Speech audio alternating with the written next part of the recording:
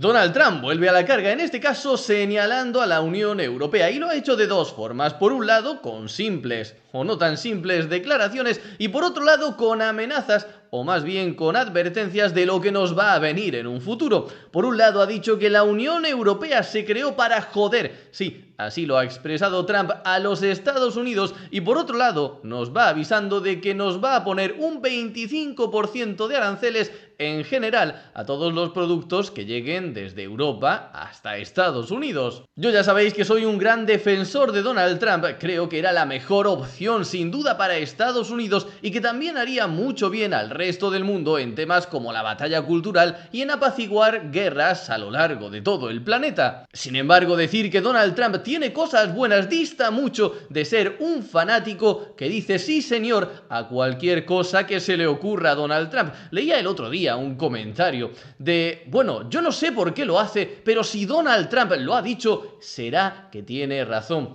En fin, cada uno que siga el camino que le dé la gana, pero yo creo que llegar a ese nivel de fanatismo, seas de izquierdas o de derechas, alabes a Donald Trump o a Pablo Iglesias, no es saludable. En primer lugar, parece que Estados Unidos ha sido el tonto en el caso de la guerra de Ucrania contra Rusia, cuando en realidad ha sido uno de los más beneficiados. Por ejemplo, Estados Unidos será el mayor proveedor de gas de la Unión Europea. ¿Qué pasó? ¿Qué ha pasado en Europa desde que comenzó la invasión de Ucrania? Que Europa ha dejado de comprar a Rusia, ha dejado de venderle a este país y ha pasado a comprarle la energía a Estados Unidos. Obviamente Estados Unidos ha ganado un buen dinerito con todo esto, pero Donald Trump no te hablará de estas cosas. Vamos a escuchar las declaraciones del propio presidente. European Union's been, it was formed in order to screw the United States. I mean, let's be honest.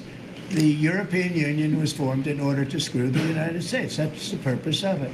And they've done a good job of it, but now I'm president. What will happen if these countries or the EU retaliate?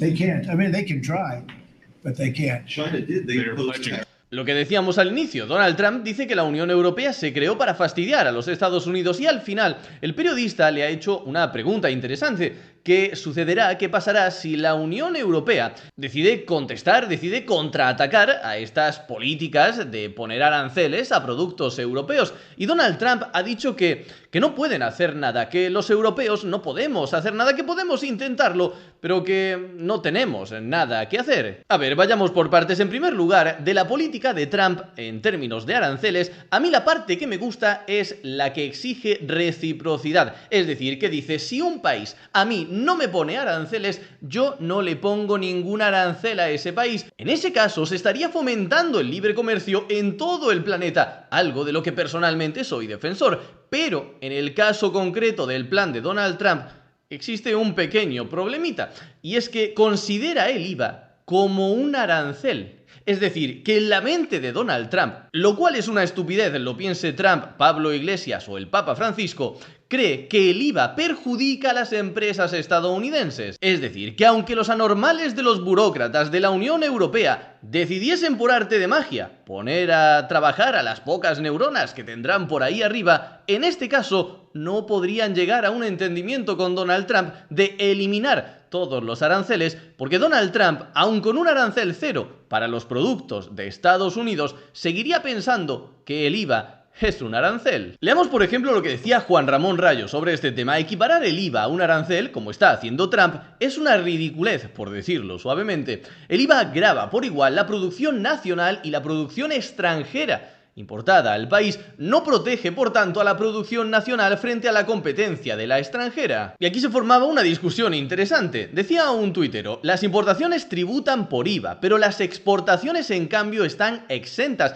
Eso no es un arancel, pero se parece mucho. Es decir, de lo que se estaba quejando esta persona, o lo que estaba intentando hacer para darle la razón a Donald Trump, es decir, bueno, cuando una empresa de Estados Unidos llega y quiere vender en Europa, tiene que pagar el IVA, pero cuando una empresa europea quiere vender en Estados Unidos, ese IVA se le perdona. Por lo tanto, parece ser un arancel.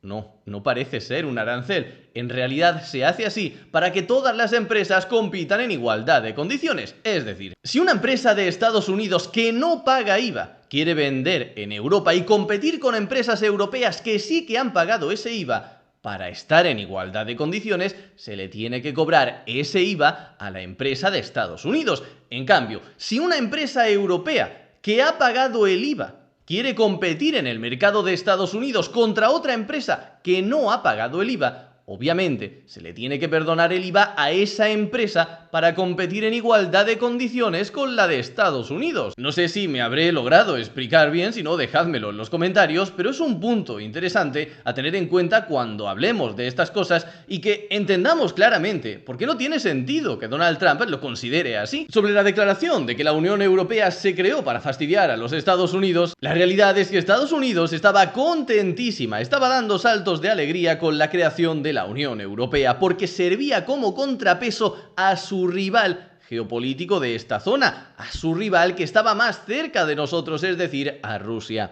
Estados Unidos ganaba así unos aliados fuertes y además se aseguraba de que no fuéramos tan fácilmente absorbidos en la órbita de la influencia rusa que si hubiéramos estado por separado. Y por último, Donald Trump dice que la Unión Europea no tiene posibilidad de responder a la fortaleza y al poderío de Estados Unidos, y tiene razón, pero tiene razón por los inútiles que nos están gobernando. Porque Europa, si quisiera, si tuviera gente preparada al frente, bueno, si tuviese un Donald Trump liderando a Europa, claro que podría hacer frente a los Estados Unidos. Mirad, el PIB de Estados Unidos hoy en día es bastante superior al de la Unión Europea, que si no recuerdo mal, está cerca del de China. Pero ojo, si China ya es un rival geopolítico para Estados Unidos, la Unión Europea, con el mismo PIB que China, también tendría algo que decir en todo esto. Pero ojo, este es el escenario hoy en día. ¿Qué pasa si echamos la vista atrás? Mirad, hace 15 años el tamaño de la economía europea superaba en un 10% al de Estados Unidos. La Unión Europea tenía mayor PIB que todo Estados Unidos. ¿Pero qué ha pasado? Que Estados Unidos ha seguido avanzando, unas veces mejor y otras veces peor, pero ha seguido hacia adelante. En cambio, Europa se ha quedado estancada cuando no ha retrocedido directamente. La productividad de Estados Unidos lleva 20 años creciendo, por encima de Europa. La productividad de Estados Unidos ha crecido un 8,4% en los últimos 20 años, frente a poco más del 1% de Europa. Es decir, es bastante obvio que con un incremento de la productividad, la Unión Europea podría acercarse al PIB de Estados Unidos. Pero no únicamente hablamos de dinero. Por ejemplo, en población, Estados Unidos tiene unos 340 millones de habitantes, la Unión Europea unos 450 millones. No hay duda de que la victoria de Donald Trump en Estados Unidos ha sido beneficiosa en muchos sentidos, pero especialmente respecto a la Unión Europea en general y a España en particular, podría ser positiva si logra de una vez por todas despertar a Europa, despertar a los políticos, a los burócratas europeos, y que se den cuenta de una vez de que no son los reyes del mundo, de que no pueden salvar al mundo siendo un actor que ni siquiera importa en el teatro de operaciones de la geopolítica. Merz, futuro canciller alemán, rompe un tabú al urgir a la independencia de Europa respecto a Estados Unidos. ¿Por qué Alemania tiene ahora tanta prisa en desvincularse de Estados Unidos? ¿Por qué están tan preocupados en Alemania? Bueno, pues porque están en una crisis económica y además no a todos los países afectan por igual los aranceles que ponga Estados Unidos. Es decir, si Donald Trump ahora decide entrar en una guerra o semiguerra económica con la Unión Europea y ponernos un 25% de aranceles, no va a afectar igual a Alemania que a Francia, a Italia o a España. Mirad, estas son las exportaciones de Alemania en el año 2023. ¿Qué veis aquí? ¿Quién es el mayor socio comercial de los alemanes? Sí, con diferencia de Francia, Países Bajos, Italia, Polonia, el principal comprador de productos alemanes es Estados Unidos.